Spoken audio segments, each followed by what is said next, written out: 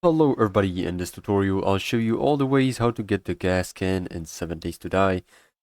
So, to begin, first of all, we'll need to have some kind of a salvaging tool like the wrench and go ahead and find an intact car that you can search, like this brown pickup truck. Go ahead and pick out your wrench and go ahead and salvage it.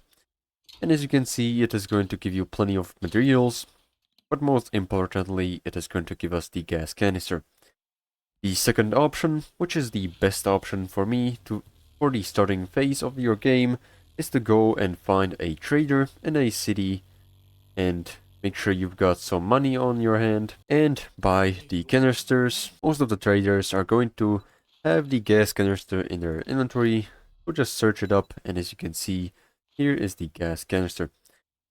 So just go ahead and sell some things to get some money, and once you have plenty of them, just go ahead and buy the gas canisters from the trader. Like this. And now the last method to get it is to find some oil shale inside of the desert biome. This can be viewed on the map like these purple squares right here. So just go ahead and right click and select the quick waypoint and go travel to these spots and you should find some oil shale. Nextly, we'll need to unlock the chemistry bench and craft it. And inside of here, you can use the oil shale to craft some gas canisters.